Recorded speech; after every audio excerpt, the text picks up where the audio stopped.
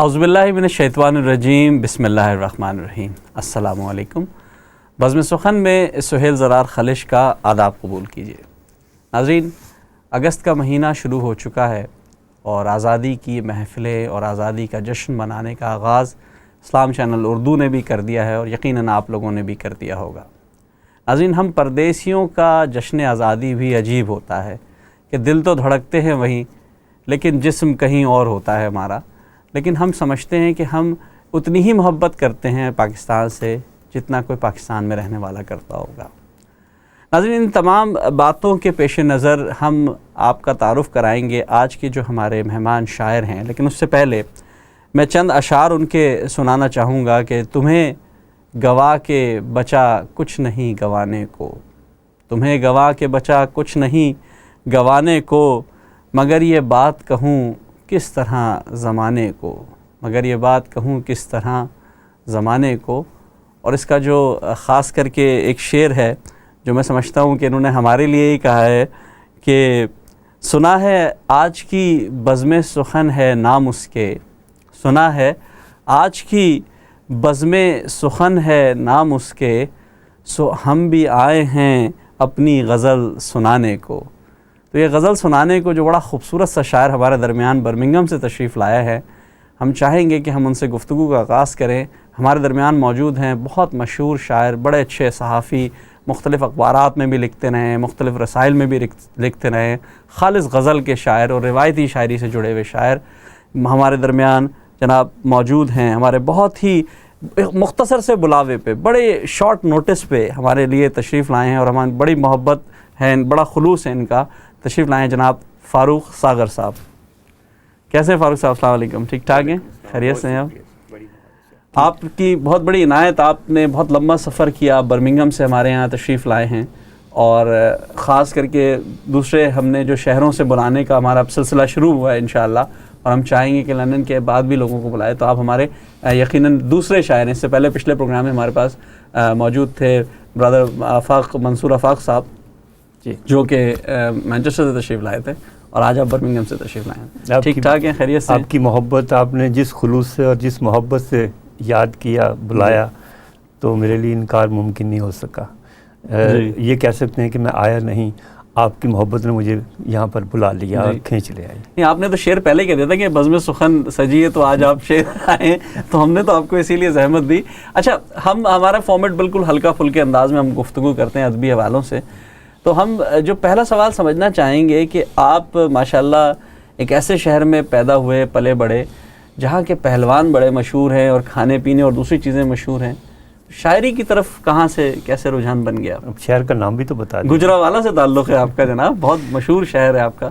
جی جی، میں چاہتا تھا وہ نام آپ بتائیں۔ چلیے، بڑی محبت آپ کی، آپ نے یہ سوال کر دیا۔ میرا تعلق یقیناً گجرانوالے کی اس زرخیز زمین سے ہے جی، جس میں پہلوان بھی پیدا ہوتے ہیں، لیکن اہل سخن بھی پیدا ہوئے، اہل قلم بھی پیدا ہوئے، اور کوئی معمولی، میں تو خیر ایک طالب علم ہوں چھوٹا تھا، لیکن نون میم راشد جیسا شاعر، میرا جی جیسا نام، بہت بڑا نام۔ تو گجرانوالہ ایک ایسی مردم خیز زمین ہے جہاں سے بڑے نامی گرامی پہلوان ہی نہیں پیدا ہوئے، بلکہ بڑے نامی گرامی شعرائے کرام اور اہل قلم بھی ضرور پیدا ہوئے ہیں۔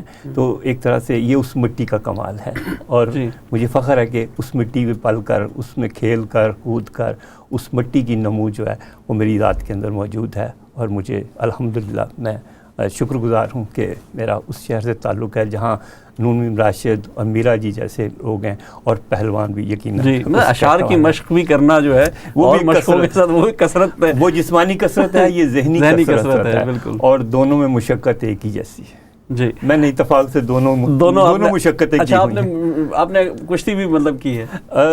دیکھیں، ہمارا جہاں گھر تھا اندرون شہر میں، وہ اتفاق سے ہمارے گھر کے قریب ہی یہ سارا کلچر جو پہلوانی کا تھا، اکھاڑے جتنے بھی تھے وہ موسٹلی اسی ایریے میں تھے، اور وہاں کا سب سے جو مشہور گوگا پہلوان وہ ہماری ساتھ والی گلی میں رہتا تھا۔ تو ہم سے عمر میں تو بڑا تھا، لیکن بہرحال بہت شریف آدمی اور بہت نیک نام آدمی تھا۔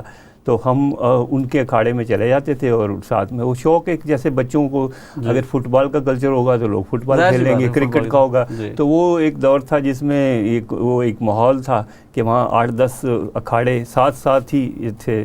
تو ہم صبح جب مسجد میں جاتے تھے سپارہ پڑھنے اور وہاں سے فارغ ہوتے تھے تو پھر سیدھا وہاں اکھاڑے میں چلے جاتے تھے, اور شوق تھا وہ بس کیونکہ ہمارے ساتھی جو تھے وہ بھی وہاں چلے جاتے تھے. تو سب سے بڑی اٹریکشن یہ ہوتی تھی کہ مفت کی سردائی ملتی تھی. اچھا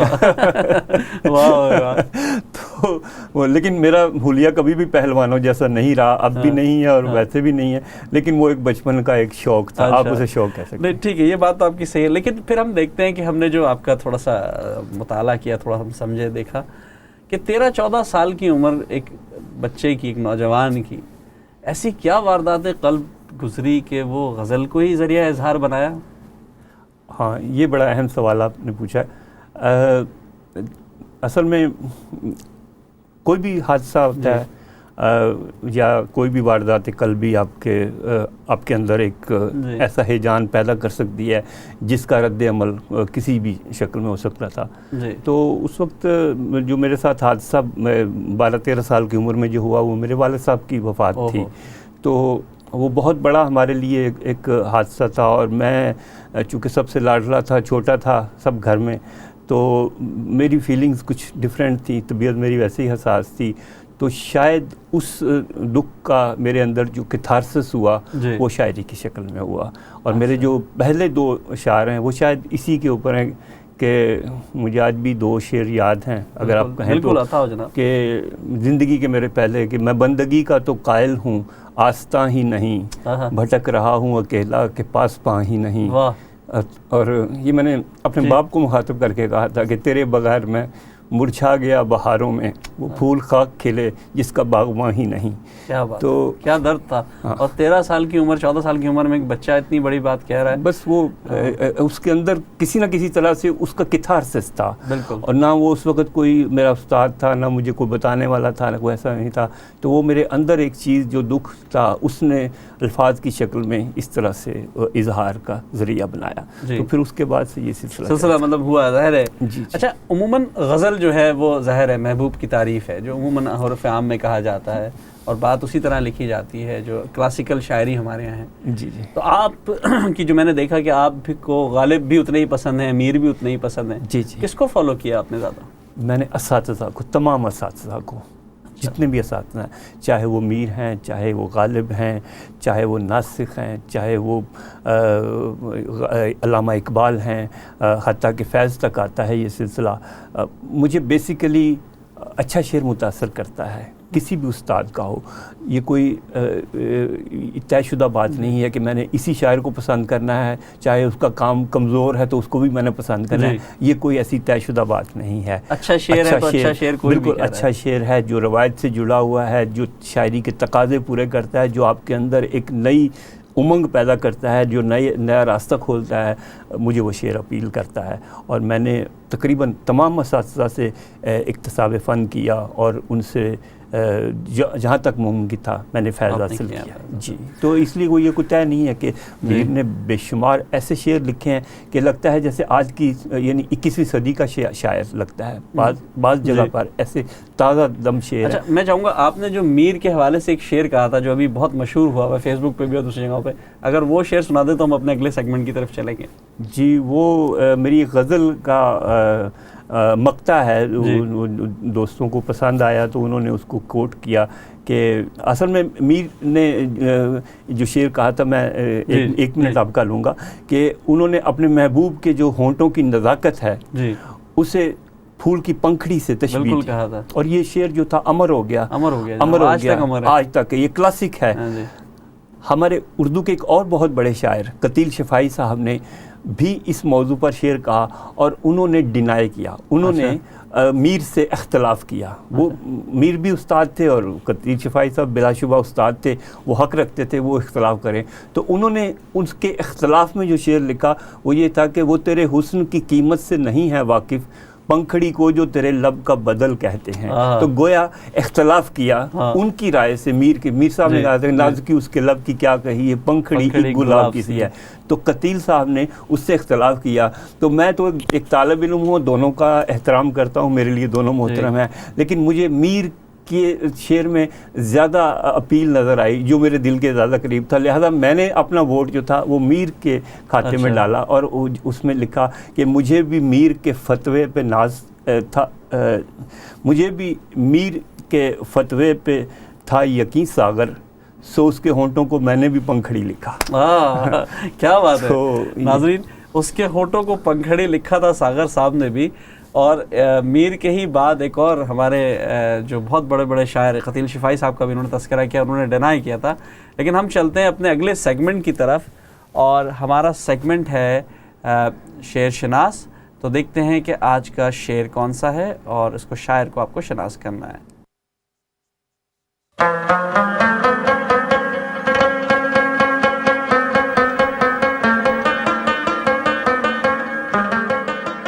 खूब पर्दा है कि चिलमन से लगे बैठे हैं, खूब पर्दा है कि चिलमन से लगे बैठे हैं, साफ छुपते भी नहीं सामने आते भी नहीं।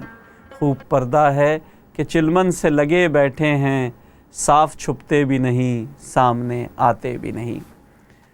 नाज़रीन, ये खूबसूरत शेर आपने मुलाहिज़ा फरमाया। इस शेर के शायर को आपको शनास करना है और कोशिश कीजिए कि जल्द अज जल्द इस शायर को शनास कीजिए। जी जनाब, तो फ़ारूक सागर साहब, आपसे गुफ्तगू जारी थी।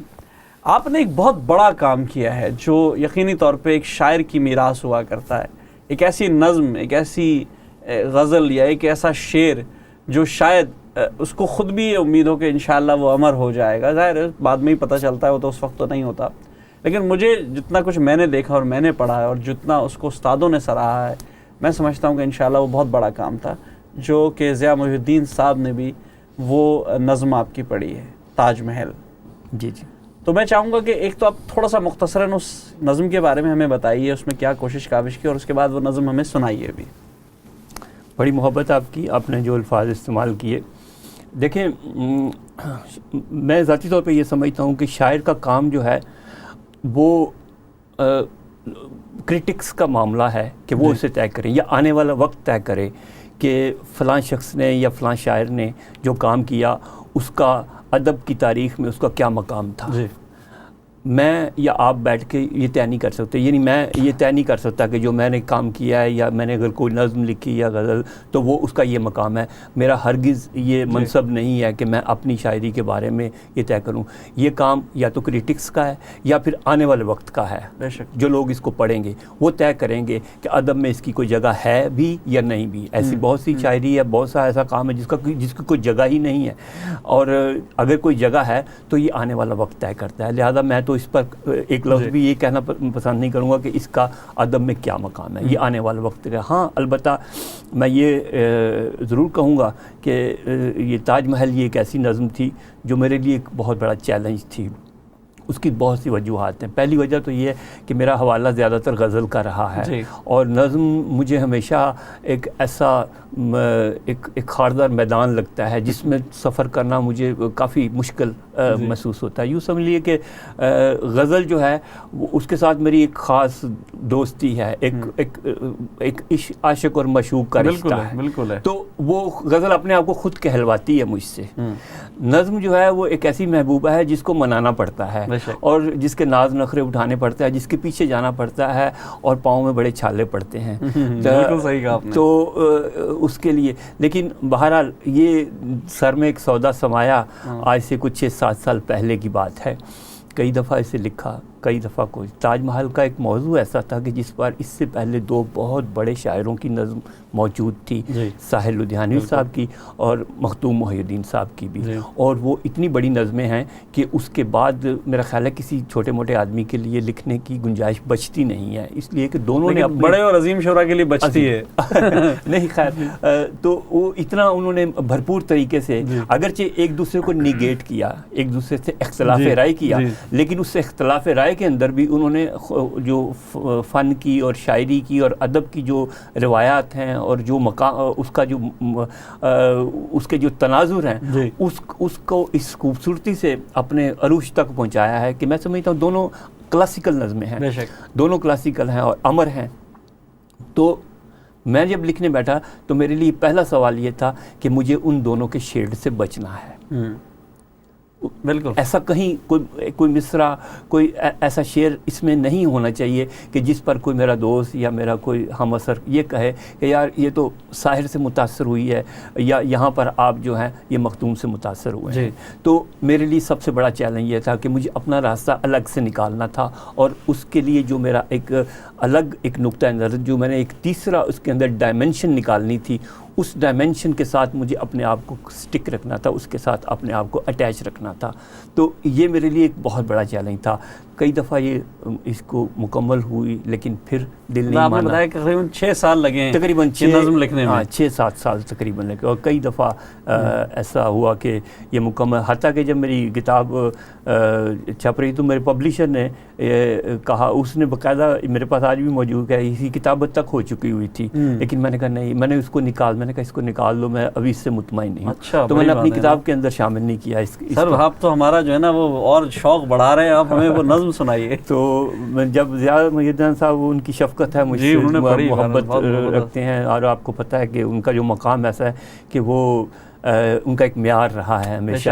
تو میں نے صرف ان سے اتنا کہا تھا کہ ریاض صاحب اس نظم پر میں نے تقریباً تاج محل پر اتنی ہی محنت کی ہے جتنی کہ تاج محل بنانے والوں نے، اس کے معماروں نے اس پر محنت کی تھی. تو کم و بیش تو یہ جملہ شاید ان کو پسند آ گیا، انہوں نے دیکھی اور پھر انہوں نے اس کو بہت بڑی آڈینس کے سامنے اپنے ایک شو کے اندر پیش کیا. میں سمجھتا ہوں کہ یہ میرے لیے ایک بہت بڑی عزت کی بات ہے. تو میں اس کے چند شعر ضرور ضرور بالکل میں چاہوں گا کہ اگر آپ سنائیں تو.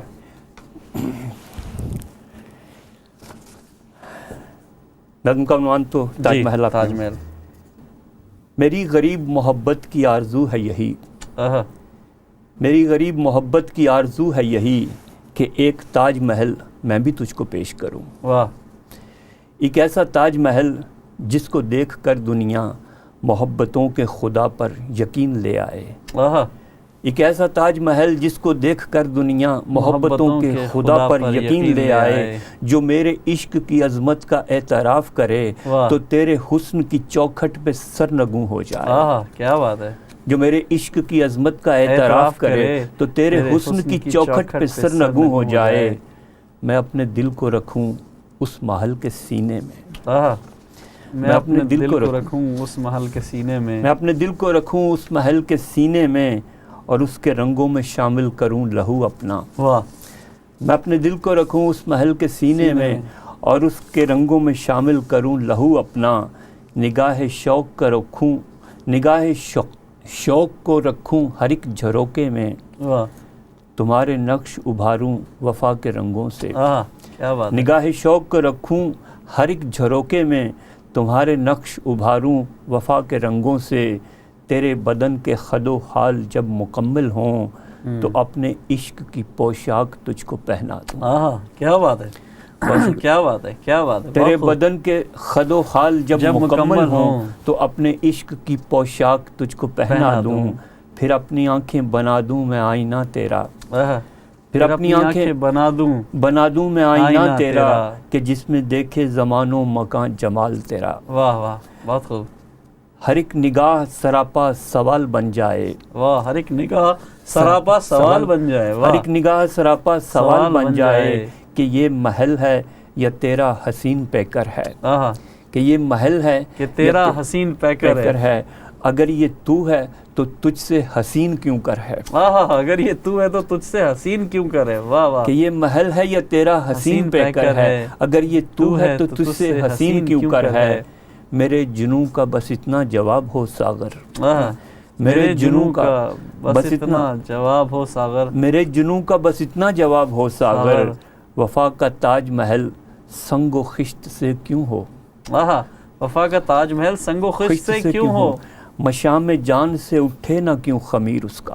واہ واہ واہ. مشام جان سے اٹھے مشام جان سے اٹھے نہ کیوں خمیر اس کا. ہر ایک صاحب دل کیوں نہ ہو اسیر اس کا. واہ. ہر ایک صاحب دل کیوں نہ ہو اسیر اس کا، یہ شاعرانہ تصور کا معجزاتی جمال، واہ، یہ شاعرانہ تصور کا معجزاتی جمال، جو میرے جوہر تخلیق کا ہے اوج کمال، واہ، اسے جو دیکھے وہ بے ساختہ پکار اٹھے، یہ شاہکار جو تخلیق میں یگانہ ہے، واہ، یہ شاہکار جو تخلیق میں یگانہ ہے، کسی کی سچی محبت کا شاخسانہ ہے، ہاں، کسی کی سچی محبت کا شاخسانہ ہے، یہ واہ، شاہکار جو تخلیق میں یگانہ ہے، کسی کی سچی محبت کا شاخسانہ ہے، واہ، اسی کے ساتھ ہے وابستہ ساری سچائی، واہ، جو اس حصار سے باہر ہے سب فسانہ ہے۔ کیا بات ہے، بہت خوبصورت، زبردست۔ بہت شکریہ فاروق بھائی، آپ نے اتنی خوبصورت نظم سنائی اور میں صرف یہ بھی امیجن کر رہا تھا کہ آپ نے اتنے اچھے انداز سے اس کو سنایا ہے تو ضیاء الدین صاحب نے کس قدر قیامت ڈھائی ہے اس کو سنا کر، تو وہ تو ظاہر ہے وہ ایک الگ ماحول، ایک فسو گر مٹی کو ہاتھ لگاتے سونا بنانے والے، کیا بات ہے، بہت خوب، بڑی اچھی بات کہی آپ نے۔ اچھا، یہ تو آپ نے آپ کی ہم نے نظم سن لی، آپ کی غزلوں نے بڑی قیامت ڈھائی ہے جناب، اور ایک شعر جو میں اس وقت بھی پڑھ رہا تھا کہ سیاست شہر دورہ بھی ایک دھوکہ تھی، غالباً اسی طرح، یہ غلط تو نہیں پڑھا؟ سیاست شہر دورہ بھی شہر نہیں، سیاست شہر دورہ بھی ایک دھوکہ تھی، ہمارے شہر میں ساغر فقط، ہمارے شعر بھی ساغر فقط، ہمارے شعر بھی ساغر فقط قصیدہ تھے۔ یہ جو آپ نے اس طرح کی بات کہی تھی، یہ بڑا خوبصورت ایک انداز تھا آپ کا، کہ یعنی کہ سیاست کے حوالے سے جو آپ نے لکھا کہ یہاں بھی سب جھوٹ فریب بھی چل رہا ہے، سارا کچھ اسی طرح کی بات چیت ہو رہی ہے، اور شاعر بھی مطلب قصیدہ۔ تو میں چاہوں گا یہ جو غزل تھی، اگر آپ کو یاد ہے، اگر آپ وہ ہمیں سنانا چاہیں تو میں چاہوں گا کہ وہ غزل آپ سے سنوں ضرور۔ اصل میں ہاں بالکل، یہ شعر جو ہے، یہ اس غزل کا جو پس منظر ہے وہ حالات حاضرہ ہے، ہمارے جو موجودہ حالات ہیں آج کے دور کے، جو، اور یہ صرف میں اپنے ملک کے حوالے سے ہی نہیں کہہ رہا، بلکہ یہ گلوبل جو ایک سچویشن ہے، جب سیاست شہ دوراں سے مراد ہے تو یہ عالمی جو حالات ہیں اس وقت سب چل رہا ہے، جو اس وقت عالمی سیاست کا بادشاہ جو بھی ہے وہ آپ جانتے ہیں۔ بالکل تو یہ اشارہ اس طرف ہے کہ جو عالمی سیاست کا بادشاہ ہے، سیاست شہ دوراں بھی ایک دھوکہ تھی، ایک خاص پس منظر ہے اس کا۔ صحیح بات ہے، بالکل۔ اور پھر اس کے بعد کہ جو ہم اہل قلم ہیں، جتنے بھی ہیں، ہم نے بھی جو ہے نا دل سے نہیں، ہم نے بھی قصیدے زیادہ لکھے ہیں اور سچائی کم بیان کی ہے، ہاں، اور شاہ کے وفادار بننے کی ہم نے سے زیادہ ترجیح ہوتے۔ اگر ہم قلم کے ساتھ مخلص ہوتے تو شاید آج کسی کو اس طرح سے سیاست کے ساتھ کھیل کرنے کی ضرورت نہ پیش آتی۔ تو یہ ایک طرح سے طنز ہے تھوڑا سا، تو وہ غزل اس طرح سے تھی کہ الحمدللہ یہ میں نے عالمی مشاعرے میں پڑھی تھی، لندن کے عالمی مشاعرے میں، تو افتخار عارف صاحب نے اور ظفر اقبال جو کہ اس وقت میں سمجھتا ہوں اردو کے جو صف اول کے شاعر ہیں، انہوں نے مجھے سینے سے لگایا اور اس غزل پر مجھے شاباش دی کافی۔ تو اس کا مطلب یوں ہے کہ شکار ہو گئے ہم سب کہ پر بریدہ تھے، واہ، شکار ہو گئے ہم سب کہ پر بریدہ تھے، جو بچ کے آ گئے وہ بھی بدن دریدہ تھے۔ کیا بات ہے، جو بچ کے آ گئے وہ بھی بدن دریدہ تھے۔ شکار ہو گئے ہم سب کے پر بریدہ تھے، جو بچ کے آ گئے وہ بھی بدن دریدہ تھے۔ فاروق بھائی، میں آپ کو روکوں گا، اصل میں ہمارے یہاں بریک کا وقت ہو جاتا ہے۔ ناظرین، یہ خوبصورت غزل جو ہے یہ ہم انشاءاللہ ان سے سنیں گے بریک کے بعد، کہیں مت جائیے گا، ضرور واپس آئیے گا۔ بہت شکریہ، آداب عرض۔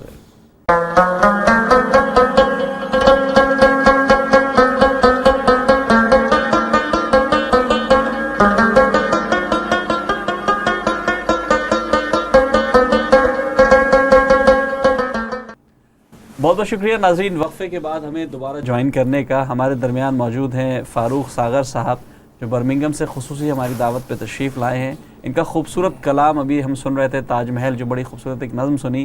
اس کے علاوہ ابھی ہم نے غزلوں کا سلسلہ شروع کیا تھا کہ ہمیں بریک پہ جانا پڑا، اس غزل کا سلسلہ فاروق صاحب ہم وہیں سے جوڑتے ہیں جہاں سے ٹوٹا تھا۔ جی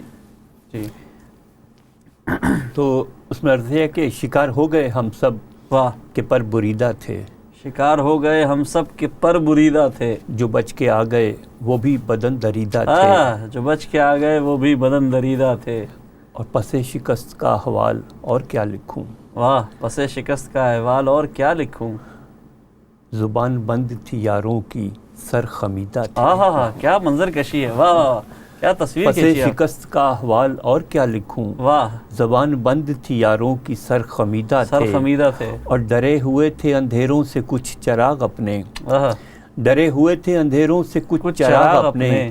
کچھ اپنے بخت کے تارے بھی شب گزیدہ تھے. واہ واہ واہ، کچھ کیا بات. اپنے بخت کے تارے بھی شب گزیدہ تھے، اور لب فرات سے کابل کے کوہساروں تک، واہ واہ واہ واہ، لب فرات سے کابل کے کوہساروں تک ہم ہی تھے مشق ستم، ہم ہی غم رسیدہ تھے. کیا بات ہے، کیا حالات حضرات پہ اپنے بھرپور ایک پوری تاریخ پہ روشنی ڈال دیں جناب. پھر پڑھیے گا یہ شعر تو. یہ جو اس وقت گلوبل پالیٹکس چل رہی ہے، یہ اسی کی ساری پوری غزل اسی کو کور کرتی ہے کہ لب فرات سے کابل کے کوہساروں تک ہم ہی تھے مشق ستم، ہم ہی غم رسیدہ تھے، اور ہمارے زخم گلابوں سے بیش قیمت تھے. کیا بات ہے، ہمارے زخم گلابوں سے بیش قیمت تھے، ہمارے زخم گلابوں سے بیش قیمت تھے، کہ یہ وفا کے گلستان سے چنیدہ تھے.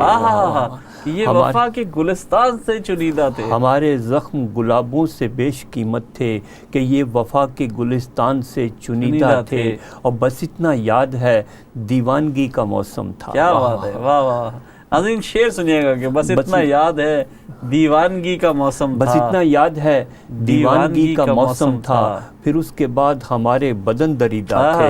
پھر اس کے بعد ہمارے بدن دریدہ تھے. بس اتنا یاد ہے دیوانگی کا موسم تھا، پھر اس کے بعد ہمارے بدن دریدہ تھے. اور آخری شعر ہے کہ سیاست شہ دوراں بھی ایک دھوکہ تھی. واہ، سیاست شہ دوراں بھی ایک دھوکہ تھی. سیاست شہ دوراں بھی، اعتراف آ رہے ہیں نا؟ جی جی بالکل، سارے اعترافات آ رہے ہیں جی، آ رہے ہیں نا، اعتراف ہو رہے ہیں نا. یہ ہم نے ان اعترافات سے پہلے لکھا تھا یہ جی کہ سیاست شہ دوراں بھی ایک دھوکہ تھی، ہمارے شعر بھی ساغر فقط قصیدہ تھے. ہمارے شعر بھی ساغر فقط قصیدہ تھے. قصیدہ خان زیادہ تھے. اسی وجہ سے وہ جو ایک رد عمل ہوتا ہے، جو ایک سماجی دباؤ ہوتا ہے، وہ نہیں ڈیولپ ہو سکا. اگرچہ 1 ملین لوگ سڑکوں پہ بھی نکلے، اس کے باوجود قلم کار کا جو قلم ہوتا ہے وہ بعض دفعہ 1 ملین سے زیادہ کام کر جاتا ہے اگر وہ دل سے کام کر رہا ہوتا ہے. تو تھوڑی سی کوتاہی وہاں بھی ہوئی، لہٰذا یہ ساری چیزیں جو ہیں یہ اسی حالات حاضرہ کو جو ہے. آپ نے بہت اچھی خوبصورتی سے ایک روشنی ڈالی سیاست شہ دوراں کے حوالے سے. ہم چاہیں گے جو ایک روایتی آپ کا انداز ہے غزل کا، جو بھرپور آپ غزل، جو ایک کلاسیکل غزل ہے، میں نے دیکھی ہے ماشاءاللہ، بہت خوبصورت آپ نے کہی. ان میں سے چند ہمیں غزلیں اگر آپ پیش کریں تو ہمارے ناظرین بڑے. میں آپ کو روایت سے جڑی ہوئی، میں تھوڑا سا روایتی آدمی ہوں، بالکل ہونا چاہیے، بلکہ روایتی بھی ہوں اور تھوڑا دیہاتی بھی ہوں. تو پکے روایتی ہو گئے نا اب تو. اپنی روایت سے جڑا رہنا مجھے اچھا لگتا ہے. تو یہ ایک زبان کا شعر میں آپ کو سناتا ہوں، شاید آپ کو اس میں زبان کی چاشنی ملے گی. اگر مجھے یہ مل جائے یہاں تو میں کوشش کرتا ہوں کہ، کیونکہ میں ابھی دیکھ رہا تھا ماشاءاللہ آپ کی خوبصورت غزلیں، جو آپ نے ابھی کہا تھا کہ رہی خلوص کی زنجیر میرے پاؤں میں، جی جی، وگرنہ راستے میرے تھے کہکشاؤں میں والی بات، جو بڑی خوبصورت آپ نے بڑی خوبصورتی سے یہ بات کہی تھی. جی جی. تو اس حوالے سے مجھے اندازہ ہوا کہ آپ کی کلاسیکل. اچھا ایک کام کرتے ہیں کہ ہم ایک سیگمنٹ کر لیتے ہیں، آپ اس کو کرتے ہیں. ناظرین ہمارا اگلا جو سیگمنٹ ہے وہ ہے گوشہ ظرافت. چلتے ہیں دیکھتے ہیں آج کے گوشہ ظرافت میں ہمارے لیے کیا موجود ہے.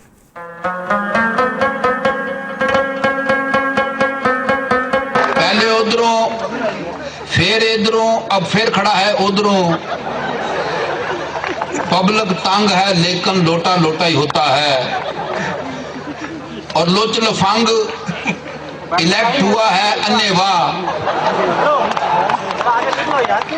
لوچ لفنگ الیکٹ ہوا ہے انے واہ.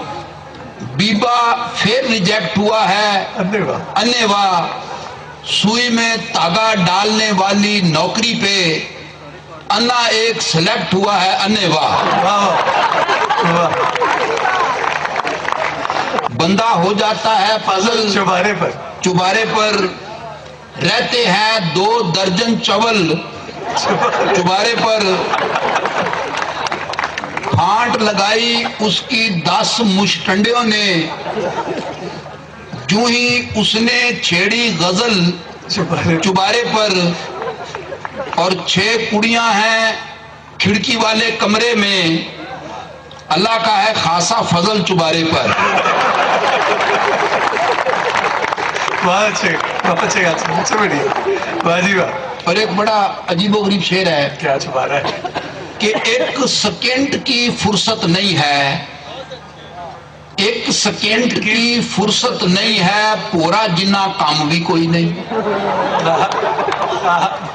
एक सेकेंड की फुर्सत नहीं है, पूरा जिन्ना काम भी कोई नहीं, कोडी जिन्नी खुशी भी नहीं है, रती जिन्ना गम भी कोई नहीं। और डॉक्टर उसकी नब्ज को फड़कर बैठे हुए हैं हके बके, दिल भी तक तक तड़क रहा है, सीने अंदर दम भी कोई नहीं। क्या बात, माशाल्लाह। डॉक्टर साहब, दिल भी तक तक तड़क रहा है, सीने अंदर दम भी कोई नहीं, और उसके घर का रास्ता गो के मुश्किल नहीं पर याद भी नहीं है। गली जलेबी वर्गी है और पेच भी कोई नहीं, खम भी कोई नहीं। और मौलवी छड़ गया अल्लाह वास्ते लम्हाई माल, मौलवी छड़ गया अल्लाह वास्ते लम्हाई माल, 3 बेवाएं 21 बच्चे पिछले साल।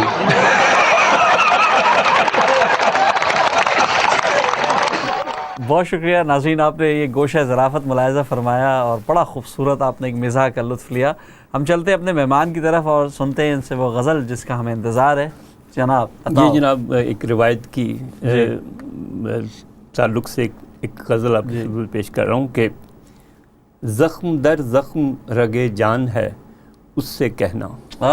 ज़ख्म दर ज़ख्म रगे जान है उससे कहना, ज़ख्म दर ज़ख्म रगे जान है उससे कहना, नामा बर इश्क परेशान है उससे कहना। क्या बात है, वाह बहुत खूब। उससे कहना कि कठिन अरसाए फुरकत है बहुत, उससे कहना कि कठिन अरसाए फुरकत है बहुत, अब फ़कत वस्ल ही दरमान है उससे कहना।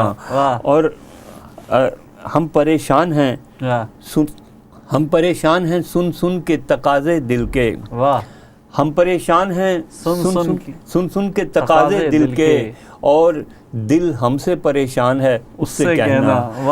हम परेशान हैं सुन सुन के तकाज़े दिल के, और दिल हमसे परेशान है उससे कहना। और उसकी आंखों पे जो करता था कभी मश्क सुखन, वाह उसकी आंखों पे जो करता था कभी मश्क सुखन, उसकी आंखों पे जो करता था कभी मश्क सुखन, आज वो साहिब दीवान है उससे कहना। क्या बात है, वाह बहुत खूब। फिर पढ़िएगा। उसकी आंखों पे जो करता था कभी मश्क सुखन, आज वो साहिब दीवान है उससे कहना।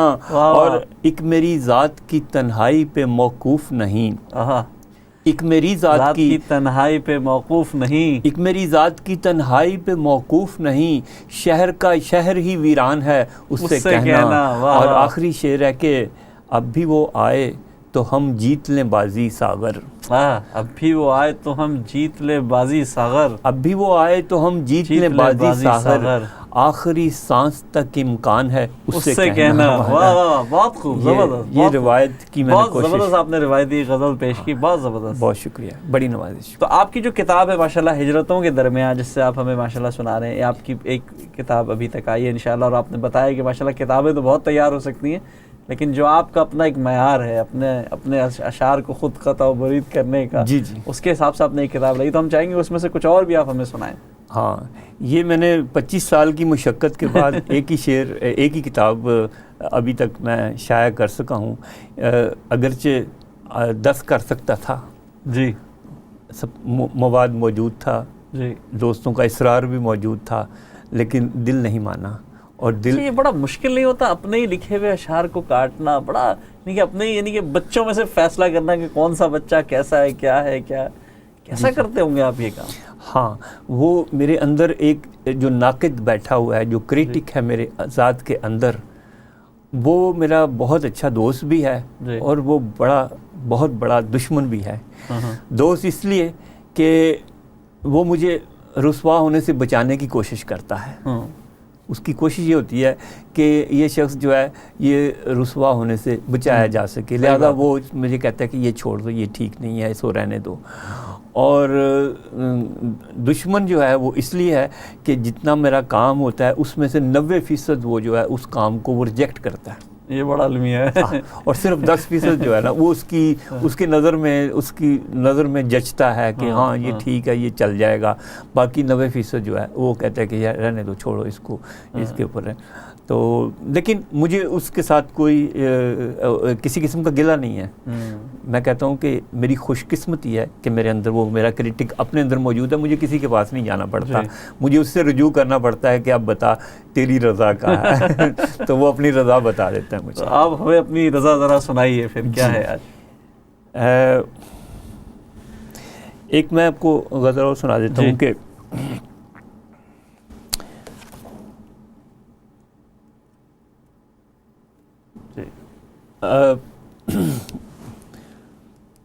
عشق میں کوئی ولی کوئی قلندر بن گیا. واہ. عشق میں کوئی ولی کوئی قلندر بن گیا. عشق میں کوئی ولی کوئی قلندر بن گیا، میں مقام عشق پر آ کر سخنور بن گیا. کیا بات ہے، واہ واہ واہ، آپ نے سب کی نمائندگی کر دی. پھر پڑھیے گا شعر. عشق میں کوئی ولی کوئی قلندر بن گیا، میں مقام عشق پر آ کر سخنور بن گیا. میں مقام عشق پر آ کر سخنور بن گیا، اور ہاتھ سے میرے مٹی کیا ایک مدھم سی لکیر. ہاتھ سے میرے مٹی کیا ایک مدھم سی لکیر، ہجر کا لمبا سفر میرا مقدر بن گیا. کیا بات، کتنی آسانی سے کہہ دیا. واہ، بہت خوب. ہاتھ سے میرے مٹی کیا ایک مدھم سی لکیر، ہجر کا لمبا سفر میرا مقدر بن گیا، اور وقت رخصت لگ رہا تھا سارا منظر زیر آب. واہ واہ واہ واہ. وقت رخصت لگ رہا تھا سارا منظر زیر آب، ایک آنسو پھیل کر جیسے سمندر بن گیا. واہ واہ واہ، بہت خوب بہت خوب. وقت رخصت لگ رہا تھا سارا منظر زیر آب، ایک آنسو پھیل کر جیسے سمندر بن گیا، اور ہر نظر کرتی تھی اس کے حسن کا جیسے طواف. واہ. ہر نظر کرتی تھی اس کے حسن کا جیسے طواف، وہ جہاں پہنچا وہیں نظروں کا محور بن گیا. کیا بات ہے، بہت خوب بہت خوب. اور شعر ہے کہ عشق میں ناکام ہونے والے مجنوں ہو گئے. عشق میں ناکام ہونے والے مجنوں ہو گئے. عشق میں ناکام ہونے والے مجنوں ہو گئے، میں ہوا ناکام تو فاروق ساغر بن گیا. کیا بات ہے، بہت خوب بہت خوب، زبردست، بہت خوب. میں ہوا ناکام تو فاروق ساغر بن گیا. ساغر آپ نے تخلص بڑا خوبصورت رکھا، لیکن کچھ مسئلہ نہیں ہوا کیونکہ کچھ اور قدیمی شعراء میں، کچھ جدید شعراء میں ساغر تخلص پہلے بھی رہ چکا ہے. جی کچھ مطلب اس پہ کچھ آوازیں بھی اٹھی ہوں گی، کچھ تنقیدیں بھی صحیح ہوں گی. نہیں اتنی زیادہ نہیں. اصل میں یہ چونکہ میں نے بہت ابتدائی دور میں شعر کہنا شروع کر دیے تھے، اور اس کی وجہ تسمیہ کچھ یوں ہے کہ اس دور میں ایک عید کارڈ کسی نے مجھے بھیجا، میرے کسی کزن نے، تو اس پر ایک شعر لکھا ہوا تھا، اور وہ شعر بہت خوبصورت تھا. مجھے بالکل نہیں پتا تھا کہ یہ شعر کس کا ہے، میں اس کے شاعر کے نام سے واقف نہیں تھا، لیکن وہ شعر بہت خوبصورت تھا کہ ویراں ہے میں قدا خم و ساغر اداس ہیں، تم کیا گئے کہ روٹھ گئے دن بہار کے. یہ شعر جو تھا یہ میرے دل کے بہت قریب مجھے محسوس ہوا. اس کی وجہ یہ کہ میرے ساتھ ایک حادثہ والد کے حوالے سے ہوا تھا کہ تم کیا گئے کہ روٹھ گئے دن بہار کے. اور ایک تو وہ وجہ تھی. بعد میں مجھے پتہ چلا کہ یہ فیض احمد فیض صاحب کا شعر ہے، اور مجھے فیض صاحب سے ایک روحانی نسبت رہی ہے، ہمیشہ سے رہی ہے، آج بھی ہے، اور میں ان کا ایک طرح سے ان کو اپنا روحانی استاد سمجھتا ہوں. ملاقاتیں ان سے صرف 2-3 بار ہی ہوئی ہیں، وہ بھی بڑی بات ہے کہ آپ کی ان کی ملاقات بڑی مختصر سی. مجھے یہ شرف حاصل ہے کہ میں نے ان کے ہاتھ کو بوسہ دیا اور انہوں نے میرا کندھا تھپایا. اتنی سی زیادہ کہ یہ ان کی شفقت تھی. میرا بالکل نوجوانی کا زمانہ تھا، یہ کراچی آرٹس کونسل میں ایک تقریب میں، تو میں نے فرط جذبات سے ان کا ہاتھ کو بوسہ دیا اور انہوں نے میرا کندھا تھپایا شفقت سے. بس یہ ایک ملاقات تھی، اور ایک آدھ ملاقاتوں میں ان کو سامع کے طور پر سننے کا، لیکن ان سے محبت بے تحاشا رہی. عقیدت بلکہ جو آج بھی ہے. تو جب یہ ساگر کا لفظ یعنی یہاں اس شعر سے اس دور میں جب میری عمر کو 12-13 سال تھی تو وہ میں نے منتخب کیا. بعد میں مجھے احساس ہوا کہ یار میں تو دیہاتی سا آدمی ہوں, یہ ساگر وغیرہ سے تو میرا کوئی تعلق نہیں ہے. اور آج بھی سچی بات ہے کہ الحمدللہ میں پہلوانوں کے شہر سے ہوں اور لسی آج بھی پیتا ہوں. ساگر ہے لیکن دوسرا والا ہے. لیکن ہاں, اور میں بالکل اب اگر لائٹ موڈ میں بات ہم کر رہے ہیں تو میں یہ کہوں گا کہ مجھے لسی کا اتنا ہی خمار ہوتا ہے جتنا کہ دوسری چیز سے لوگوں کو ساگر کے حوالے سے ہوتا ہے. حضور بعضی لسیوں کا واقعی ایسے ہی خمار ہوتا ہے. ہاں, کہ میں کہتا ہوں کہ یار اصل چیز تو خمار ہے نا, تو لسی پی کر دیکھو تو صحیح کیسے نیند آتی ہے. بہت صحیح کہہ رہا ہے, بہت اچھی بات کہہ رہا ہے. میں تو آج بھی یقین کیجئے مجھے حتیٰ کہ چائے تک سے دلچسپی نہیں ہے, سچی بات جی میں کہہ رہا ہوں کہ وہ میرے اندر کا جو دیہاتی پن ہے وہ آج بھی موجود ہے, اور میں الحمدللہ آج بھی لسی پی کر شعر لکھتا ہوں. کیا بات ہے. ناظرین دیکھیں یہ کتنا بڑا انکشاف کیا ساغر صاحب نے کہ لسی پی کے شعر لکھتے ہیں. اور جی آپ مطلب وہ اس کے اندر خمار سارا موجود ہے. ضرور موجود. جی تو آپ کے جی پلیز ہم چاہیں گے کہ آپ ہمیں کچھ اور جلد سے جلد غزلیں سنائیں. میں آپ کو جی آپ کیونکہ آپ نے ایک ایسا ماحول گفتگو سے باندھا ہے کہ میں سمجھتا ہوں کہ نثر سے اتنا اچھا ماحول بنا ہے تو نظم اور غزل سے تو بہت ہی اچھا ماحول بنے گا. میں آپ کو ایک غزل اور سنا دیتا ہوں کہ شہر بھر میں میرے کردار کا چرچا. کیا بات ہے, واہ واہ, بہت خوبصورت. شہر بھر میں میرے کردار کا چرچا کر کے وہ بھی بدنام ہوا ہے مجھے رسوا کر کے. واہ واہ, بہت خوبصورت, زبردست. وہ بھی بدنام ہوا ہے مجھے رسوا کر کے. کرچیاں پھر سے سمیٹوں گا شکستہ دل کی. کرچیاں پھر سے سمیٹوں گا شکستہ دل کی. کرچیاں پھر سے سمیٹوں گا شکستہ دل کی. پھر سے دیکھوں گا تیرے عکس کو یکجا کر کے. کیا بات ہے, واہ واہ واہ. پھر سے دیکھوں گا تیرے عکس کو یکجا کر کے. کرچیاں پھر سے سمیٹوں گا شکستہ دل کی. پھر سے دیکھوں گا تیرے عکس کو یکجا کر کے. اور فیصلہ کرتے ہوئے خود اسے معلوم نہ تھا. فیصلہ کرتے ہوئے خود اسے معلوم نہ تھا. فیصلہ کرتے ہوئے خود اسے معلوم نہ تھا. وہ بھی ہو جائے گا تنہا مجھے تنہا کر کے. واہ واہ واہ, پھر پڑھیے گا حضور یہ شعر, پھر پڑھیے گا. بہت شکریہ. فیصلہ کرتے ہوئے خود اسے معلوم نہ تھا. وہ بھی ہو جائے گا تنہا مجھے تنہا کر کے. اور ہجر کی آنچ پہ پگھلا ہوں میں لمحہ لمحہ. واہ واہ واہ, کیا بات ہے, بہت خوبصورت. ہجر کی آنچ پہ پگھلا ہوں میں لمحہ لمحہ. واہ واہ واہ, ایک بھولے ہوئے وعدے پہ بھروسہ کر کے. کیا بات ہے, واہ واہ, بہت خوب. پھر پڑھیے گا, پھر پڑھیے گا. ہجر کی آنچ پہ پگھلا ہوں میں لمحہ لمحہ. ایک بھولے ہوئے وعدے پہ بھروسہ کر کے. اور مقطع پیش ہے کہ ایک پتھر تھا جسے میری جبین ساغر. ایک پتھر تھا جسے میری جبین ساغر. اس کے اندر خیال ذرا دیکھیے گا کہ ایک پتھر تھا جسے میری جبین ساغر جانے کس رو میں خدا کر دیا سجدہ کر کے. کیا بات ہے, واہ واہ, بہت خوب, بہت اچھی تفسیر پیش کی, بہت زبردست. پھر پڑھیے گا یہ مقطع, پھر پڑھیے گا. ایک پتھر تھا جسے میری جبین ساغر جانے کس رو میں خدا کر دیا سجدہ کر کے. وہ کہا نا مصطفیٰ زیدی نے کہ جن کو خدا کیا تھا وہ ہم ہی پر خدا بنے. جن پتھروں کو ہم نے عطا کی تھی رفتیں ہم ہی پر برس, کچھ اس طرح کا ہے, خدا بنے تو ہم ہی پر برسنے لگے. تو یہ اسی خیال سے ایک طرح سے اس سے نسبت ہے, لیکن بہرحال اپنے انداز میں ہے کہ ایک پتھر تھا جسے میری جبین ساغر جانے کس رو میں ہاتھوں سے تراشے ہوئے پتھر کے صنم. ہاں بس ہم ہی پر برس پڑے کچھ اس طرح. تو یہ جی آپ نے بڑا خوبصورت انداز میں بات کی. ظاہر ہے ہم دبستان کے حوالے سے ڈسکس کرتے ہی رہیں گے. ظاہر ہے آپ نے کراچی, لاہور, گجرانوالہ اور پھر برمنگم اور لندن سارے دبستان آپ نے دیکھے ہیں, ماشاءاللہ نوٹس کیا ہے.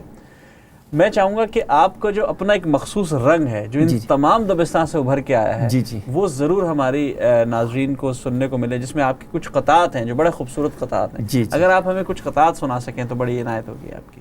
جی میں آپ کے حکم کی تعمیل میں. جی آج تو ہم آئے ہی آپ کے حکم کی تعمیل کرنے کے لیے. بالکل جناب, آپ نے بزم سخن کو روشنی بخشی ہے, آج تو آپ آئے ہیں اس میں اجالا کرنے کے لیے. اور ہم چاہیں گے کہ آپ کے اجالے جو ہیں یہ کیونکہ ایک طرفہ ریکارڈ میں آ جاتی ہے نا ساری چیز تو پھر تاریخ کا حصہ بن جاتی ہے. اچھا رواج کے ساتھ کچھ جدت میں نے ایک تجربہ کیا ہے اور یہ جو میں آپ کو 2 شعر سنا رہا ہوں اس کے بارے میں ایک دعویٰ چھوٹا، حالانکہ میں دعوے کرنے سے گریز کرتا ہوں لیکن اس پر میں ایک دعویٰ ضرور کر سکتا ہوں کہ یہ 2016 کا یہ تاریخ، اس میں تاریخ نہ بھی لکھی ہو گئی ہوگی تو یہ کسی آنے والے وقت میں کہا جائے گا کہ یہ شعر 2016 سے پہلے کا نہیں ہے. اچھا، یہ اپنی تاریخ خود بتا رہا ہے. وہ اس کی وجہ یہ ہے کہ اس کے اندر جو اصطلاح میں نے استعمال کی ہے یہ رائج ہی 2016 میں ہوئی ہے. اردو میں متعارف ہی 2016 میں ہوئی ہے اور یہ اردو کا پہلا شعر ہے جس میں یہ اصطلاح استعمال ہوئی ہے. ہم ایک لفظ روزانہ اپنے استعمال میں لاتے ہیں. دنیا بھر میں ایک لفظ بڑا مشہور ہے، پاس ورڈ. پاس ورڈ کون شخص ہے جس کو واسطہ نہیں پڑتا؟ آپ کمپیوٹر کھولیں، آپ بینک میں جائیں، آپ دفتر میں جائیں تو آپ کو پاس ورڈ. تو پاس ورڈ کا جو حال ہی میں ایک ترجمہ اردو میں، اس کا تو کوئی ترجمہ نہیں تھا، حال ہی میں اس کا اردو میں ترجمہ ہوا ہے اور وہ ہے حرف کلید. حرف کلید پاس ورڈ. ڈاکٹر آصف فرخی صاحب نے اس کو اردو ڈکشنری میں شامل کیا ہے اس کے ترجمے کے ساتھ اور یہ ترجمہ ہے حرف کلید. لہذا یہ ایک نیا لفظ ہے جس کے اوپر میں نے یہ شعر لکھا ہے. تو یہ اس اعتبار سے آپ کہہ سکتے ہیں کہ یہ 2016 کی یہ جدت آپ کے سامنے پیش کر رہا ہوں کہ یہ دیہاتی اور روایتی آدمی کبھی کبھی جدید بات بھی کر لیتا ہے کہ حرف کلید بن گیا وہ میری ذات کا. پاس ورڈ حرف کلید بن گیا وہ میری ذات کا. حرف کلید بن گیا وہ میری ذات کا، کھلتا نہیں کسی پہ میں اس نام کے بغیر. کھلتا نہیں میں اس کسی پہ اس نام کے بغیر. پاس ورڈ کے بغیر کوئی نہیں کھلے گا. بالکل حرف کلید کے بغیر کچھ نہیں کھلے گا. تو حرف کلید بنا دیا محبوب کو اور اس نام کے بغیر کھل نہیں سکتا. بالکل حرف کلید. اب مضمون آپ دیکھیے جدت مضمون کی کہ حرف کلید بن گیا وہ میری ذات کا، کھلتا نہیں کسی پہ میں اس نام کے بغیر، اور ساغر میں اس کے نام کا احسان مند ہوں. ساغر میں اس کے نام کا احسان مند ہوں. ساغر میں اس کے نام کا احسان مند ہوں، پہچانتا ہے جو مجھے ابہام کے بغیر. واہ واہ واہ، کیا بات ہے. کوئی بہت خوبصورت، زبردست. یعنی کہ آپ نے ایک تو اس میں جو جدیدیت والی آپ نے بات کی، یقیناً اس میں ایک بڑا نیا نقطہ بھی نکالا آپ نے. اور بہت خوبصورت. کچھ اور اگر قطعات اگر آپ سنانا چاہیں تو. اسی طرح کچھ شعر ہے کہ اس شہر کے مرکز میں تیرے نام سے اب کے. واہ. اس شہر کے مرکز میں. آپ اس قطعے کو، یہ 2 اشعار جو ہیں، اس کو وہ تاج محل نظم کا دیباچہ کہہ سکتے ہیں. اچھا، کیا بات ہے. کہ اس شہر کے مرکز میں تیرے نام سے اب کے ایک تاج محل عشق کا تعمیر کیا جائے. کیا بات ہے. اس شہر کے مرکز میں تیرے نام سے اب کے ایک تاج محل عشق کا تعمیر کیا جائے، اور شہزادی تیرے شہر کی تسخیر سے پہلے. واہ. شہزادی تیرے شہر کی تسخیر سے پہلے. شہزادی تیرے شہر کی تسخیر سے پہلے میں چاہتا ہوں دل تیرا تسخیر کیا جائے. کیا بات ہے. واہ واہ، بہت خوب، زبردست. شہزادی تیرے شہر کی تسخیر سے پہلے میں چاہتا ہوں دل تیرا تسخیر کیا جائے. اور آگے شعر ہے کہ نیلام ہو رہی تھی محبت جب اس جگہ. واہ. نیلام ہو رہی تھی محبت جب اس جگہ. نیلام ہو رہی تھی محبت جب اس جگہ، میں اپنا دل لیے سر بازار آ گیا. میں اپنا دل لیے سر بازار آ گیا. نیلام ہو رہی تھی محبت جب اس جگہ، میں اپنا دل لیے سر بازار آ گیا، اور اے اہل زر اب اتنا بھی ارزاں نہیں ہوں میں. اے اہل زر اب اتنا بھی ارزاں نہیں ہوں میں، دیکھو ادھر وہ میرا خریدار آ گیا. دیکھو ادھر وہ میرا خریدار آ گیا. اور دریا دلی میں اس نے عجب کام کر دیا. میں آپ کو 2-4 قطعات سناتا ہوں، ٹھیک ہے نا، جیسے پھر آپ کا ارشاد کریں گے آپ. تو دریا دلی میں اس نے عجب کام کر دیا. واہ. دریا دلی میں اس نے عجب کام کر دیا. ایک مسکراتا لمحہ میرے نام کر دیا. کیا بات ہے. دریا دلی ہے اس کی. کیا بات ہے. ایک لمحہ. سہل ممتنع میں آپ بہت اچھی بات کہہ رہے ہیں کہ دریا دلی میں اس نے عجب کام کر دیا، ایک مسکراتا لمحہ میرے نام کر دیا، اور اس کی بس ایک نظر عنایت کے دام پر. واہ. اس کی بس ایک نظر عنایت کے دام پر میں نے خود اپنے آپ کو نیلام کر دیا. کیا بات ہے. واہ واہ، بہت خوب، زبردست، بہت خوب. تو حضور آپ کا ایک اور وہ جو قطعہ تھا وہی کہ رہی خلوص کی زنجیر میرے پاؤں میں، اگر وہ اگر ہے تو ہاں وہ اس طرح سے ہے کہ رہی خلوص کی زنجیر میرے پاؤں میں، وگرنہ راستے میرے تھے کہکشاؤں میں. کیا بات ہے. رہی خلوص کی زنجیر میرے پاؤں میں، وگرنہ راستے میرے تھے کہکشاؤں میں. میں تیز دھوپ میں جلتا رہا خاموشی سے. میں تیز دھوپ میں جلتا رہا خاموشی سے. میں تیز دھوپ میں جلتا رہا خاموشی سے کہ ایک فاختہ سوئی تھی میری چھاؤں میں. کیا بات ہے، زبردست. ایک فاختہ سوئی تھی میری چھاؤں میں، اور ہر ایک شیشہ احساس توڑ رکھا ہے. واہ. ہر ایک شیشہ احساس توڑ رکھا ہے. غموں سے رشتہ جاں ہم نے جوڑ رکھا ہے. واہ. غموں سے رشتہ جاں ہم نے جوڑ رکھا ہے. اور تم ایسے وقت میں ہم سے ملے ہو جب ہم نے خود اپنے آپ سے ملنا بھی چھوڑ رکھا ہے. واہ واہ واہ. پھر پڑھیے گا حضور، یہ پھر پڑھیے گا. ہر ایک شیشہ احساس توڑ رکھا ہے. غموں سے رشتہ جاں ہم نے جوڑ رکھا ہے. اور تم ایسے وقت میں ہم سے ملے ہو جب ہم نے خود اپنے آپ سے ملنا بھی چھوڑ رکھا ہے. میں چاہوں گا آخر میں اگر آپ کچھ ہمیں کچھ پیغام کے طور پہ کچھ ایک آپ قطعہ سنا دیں. بالکل آخر میں چل رہا ہے ہمارا، چونکہ 14 اگست کا اگست کا مہینہ ہے، آزادی کا ہے. میں اپنے تمام ہم وطنوں کو آزادی کی مبارکباد بھی دیتا ہوں، اور 2 اشعار اپنے وطن کی نظر کر دیتا ہوں، اپنے پرچم کی نظر کر دیتا ہوں کہ